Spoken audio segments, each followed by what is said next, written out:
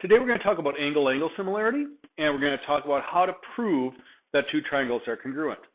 You recall from the last couple of days, the only way that polygons are not congruent, but similar, excuse me.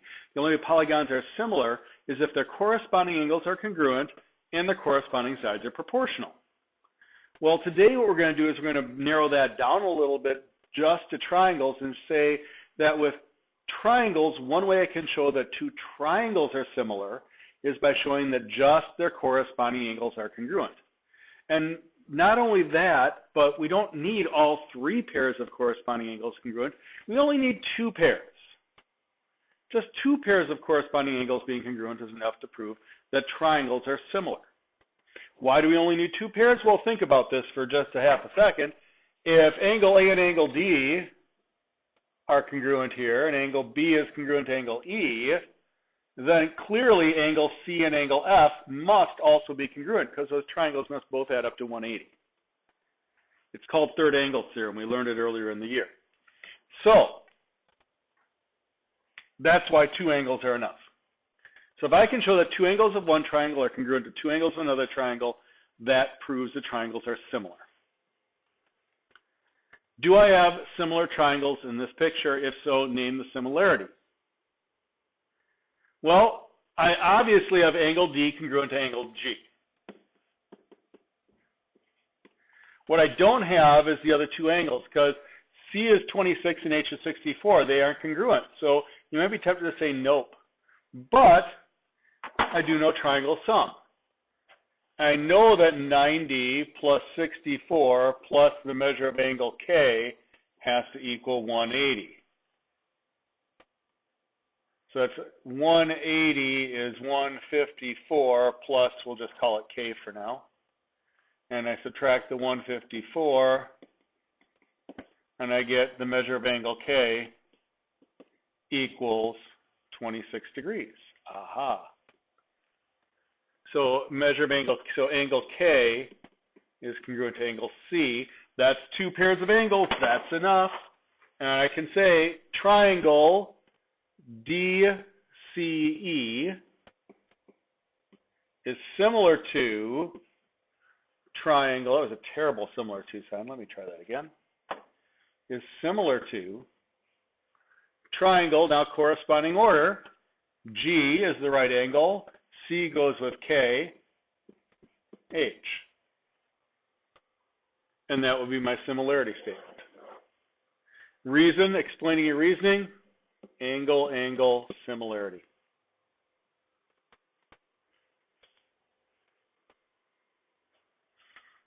How about here? Are ABE and ACD similar? Well, ABE is right here.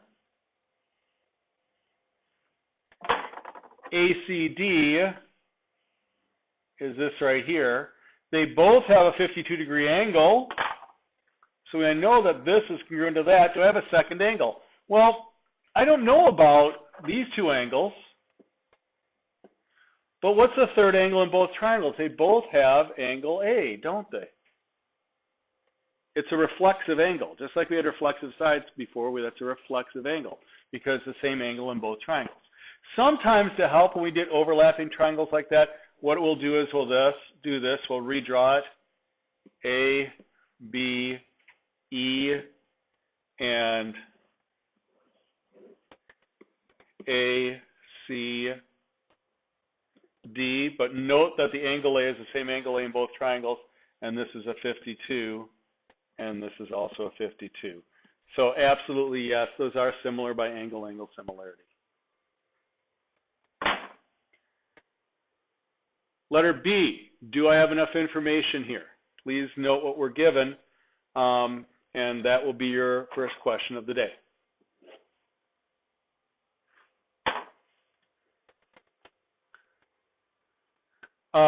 Show that triangles are similar, write a similarity statement.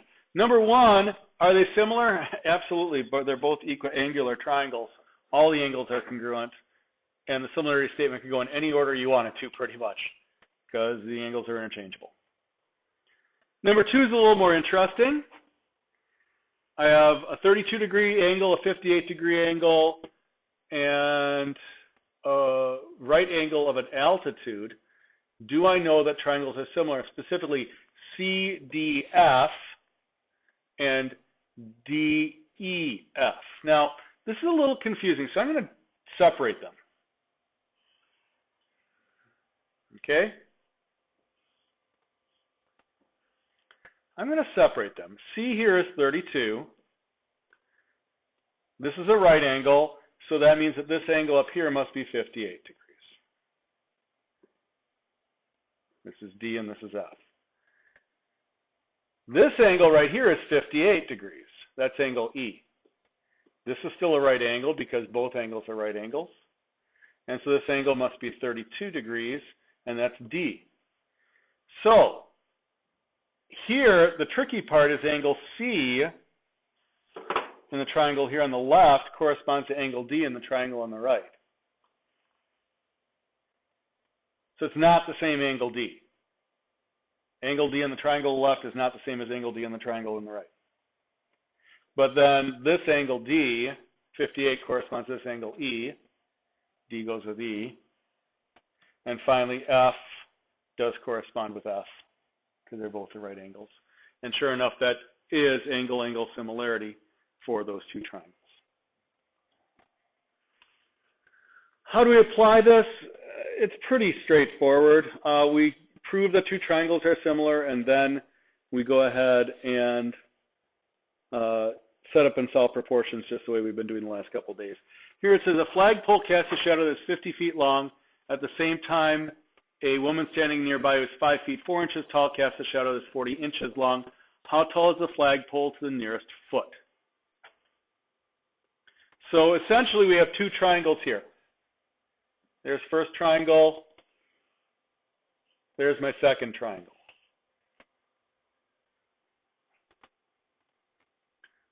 Do we have angle-angle similarity? Well, I'm assuming that both are standing upright, so we'll assume that those are right angles. And we'll assume that since the sun is a point source of light 93 million miles away, that both are going to be, because they are by each other, that the angle to the sun will be exactly the same. Okay? I can't draw a scaled sun 93 million miles away on this scale. I'd probably be drawing it well into orbit. So, yeah, we'll go ahead and assume that these two angles are the same. Since we have angle-angle similarity, I can now set up my two triangles. I have this triangle that has 5 feet 4 inches and 40 inches on this side, and this triangle that has 50 feet, and there's my unknown right there. Now, the only thing that's going to make this interesting is we are going to have to make sure that our units become somewhat consistent. I mean, I can do inches and inches here and feet here. It'll work out. But I can't mix inches and feet in one measurement here. So I have to do one of two things. I could either convert everything into feet. So 5 feet 4 inches is 5.33 feet. And 40 inches is 36 feet, is 3 feet 4 inches, or 3.33 feet. And then I could set up my proportion. 5.33 over the corresponding side over here, which is 50, equals 3.33 over question mark, cross multiply and solve. And that shouldn't be a very long, difficult process at all. In fact, I don't have my calculator with me, but I'm going to go grab it, so bear with me. We cross multiply, we take 50 times 3.33. That's 166.5. And divide that by 5.33. And it gives me approximately 31.2 feet for the shadow.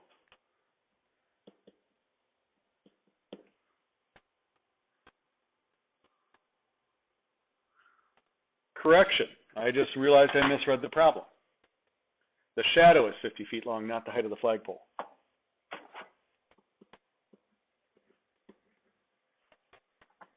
So, my 50 should actually be over here with the shadow. Small error. Apologize for that. So 50 times 5.33, and divide that by 3.33, 80 feet long. The height is 80 feet. I was a little confused when I got that answer. It says, why would I want to know the length of the shadow? I could just measure that. That's on the ground. Yeah, the height of the flagpole makes more sense to be the unknown here. Okay? But we set up and solve our proportion. Now it's your turn. A child who is 52 inches tall is standing next to the woman in example 3. How long is the child's shadow? Notice the woman 5 feet 4 inches casts a 40-inch shadow. This time I'm giving you the height of the child. You need to draw the triangles and solve for the unknown. And that's it for today. We'll see you in class.